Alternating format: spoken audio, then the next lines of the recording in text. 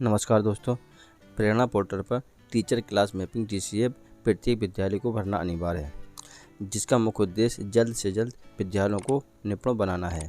Teacher class mapping DCF को भरने के लिए आपको केवल एक मौका मिलेगा। डाटा को सेव करने के बाद आप इसमें किसी प्रकार का कोई चेंज नहीं कर पाएंगे, इसलिए आपको बहुत सावधानीपूर्वक इसे भरें। तो इस वीडियो में हम देखेंगे कि इसको भरते समय हमें किन बातों का ध्यान रखना है।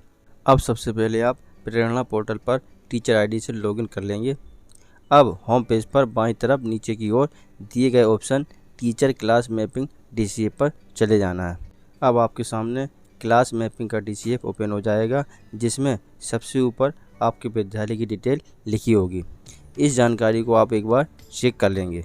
इसके बाद अगले कॉलम विद्यालय में औसत विद्यार्थी उपस्थिति में आप सत्र 2023-24 में अब तक की कुल छात्र उपस्थिति का औसत लिख देंगे।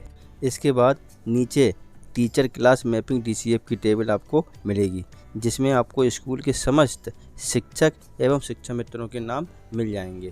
यदि किसी अध्यापक का नाम छूटा हुआ है तो आप उसे BRC पर संपर्क करके सही करवा लें, उसके बाद ही इसे भरें। अब शिक्षकों को कक्षा आवंटन करेंगे। महानिदेशक स्कूली शिक्षा के आदेशानुसार कक्षा आवंटन की कार्रवाई को आप अपने विद्यालय के पत्र व्यवहार रजिस्टर में भी अंकित करेंगे। DCF भरते समय आपको ध्यान रखना है कि शिक्षक कक्षा का चयन केवल कक्षा 1 से 5 तक ही किया जाना है। अब क्लास मैपिंग करते समय आपके विद्यालय में 5 शिक्षक हैं तो आप एक कक्षा सभी को आवंटित कर सकते हैं। अब अगर विद्यालय में 5 से कम शिक्षक हैं तो आप एक शिक्षक को 1 से अधिक कक्षा का आवंटन कर सकते हैं। जैसे एक शिक्षक कक्षा 1 और कक्षा 2 को पढ़ाता है तो आप उसके नाम के सामने वाले कॉलम में कक्षा 1 व कक्षा 2 अर्थात 2 कक्षाएं सिलेक्ट कर लेंगे। अब अगर विद्यालय में 5 से अधिक शिक्षक हैं तो आप एक अध्यापक को 1 से अधिक कक्षा आवंटित कर सकते हैं। इसके बाद आप निपुण स्टूडेंट की टेबल को भरेंगे, जिसमें कक्षा 1 से कक्षा 3 तक कुल विद्यार्थियों की संख्या पहले से ही भरी होगी। अब अगले कॉलम में उन विद्यार्थियों की संख्या लिखनी है जो भाषा और गणित दोनों विषयों में निपुण हो चुके हैं।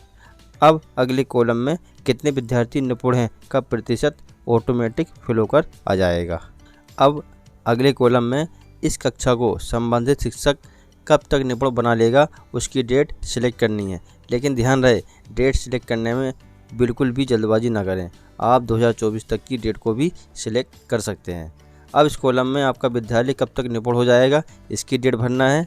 आप 2025 तक की डेट भर सकते हैं।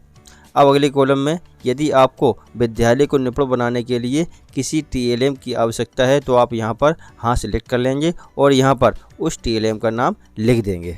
अब अंत में आप संपूर्ण सुरक्षित करने वाले चेकबॉक्स को सिलेक्ट कर लेंगे और सेव वाले बटन पर क्लिक करके डाटा को सेव कर देंगे। फाइनल सेव के बाद आप इसमें कोई भी चेंज नहीं कर सकते हैं, इसलिए सभी जानकारी सावधानीपूर्वक भरिए।